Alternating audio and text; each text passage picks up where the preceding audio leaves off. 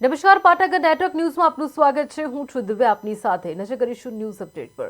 ડીસા તાલુકાના જાવલ ગામ પંચાયતમાં ભ્રષ્ટાચાર અને ગેરરીતિના ગંભીર આક્ષેપો સામે આવ્યા છે।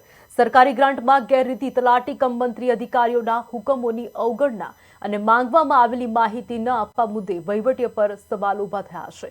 ગ્રામ પંચાયતના ન્યાય સમિતિના ચેરમેને તાલુકા વિકાસ અધિકારીને લેખિત રજૂઆત કરી છે કે અનુસૂચિત જાતિના સ્મશાન માટે બનાવી પાણીની ટાંકી અધૂરી હોવા છતાં પેમેન્ટ કરી દેવામાં આવ્યું છે અને દિવાલના બાંધકામમાં હલકી ગુણવત્તાનું મટીરીયલ વપરાયું છે। બાંધકામ વિભાગ દ્વારા સ્થળ નિરીક્ષણ પણ કરાયું છે।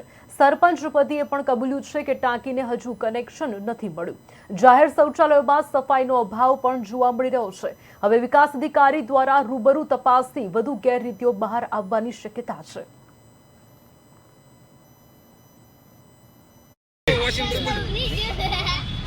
મારું નામ જયંતિભાઈ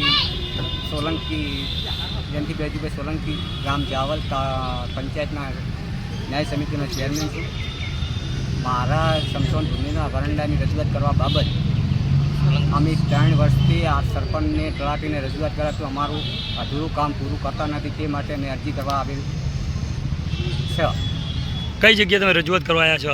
હાલ ડીસા તાલુકા કચેરી ન્યાય સમિતિના ચેરમેન જયંતિભાઈ જી અને અમારી અનુસૂચિત જાતિની સમાજ સ્મશાન ભૂમિમાં 2.5 લાખનું વરંડો કામ થયું છે। વરંડાનું કામ 2.5 લાખનું બરાબર। વરંડામાં ગુણવત્તા વગરનું કામ થયું છે અને 50,000 બાકી પડ્યા છે અને 2.5 લાખ ઉપાડી નાખ્યા છે।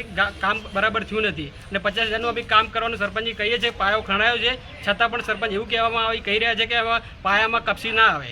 અમે વારંવાર સભ્યો અને બધા ગામના લોકોએ રજૂઆત કરી પણ સરપંચ એવું કહેવામાં કે કપસી પાયામાં ના જ આવે અને અમને ધમકાવી રહ્યા છે કે પાયામાં કપસી ના જ આવે એવું પણ અમારા રેકોર્ડિંગ પર છે।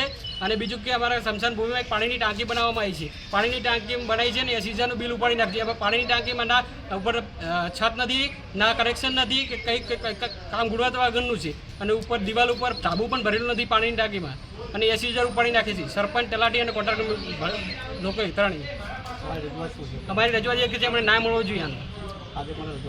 અમે નાયબ ટીડીઓ સાહેબ નહીં અને નાયબ ટીડીઓને અમે રજૂઆત કરી છે, સાહેબની અરજી આપી છે।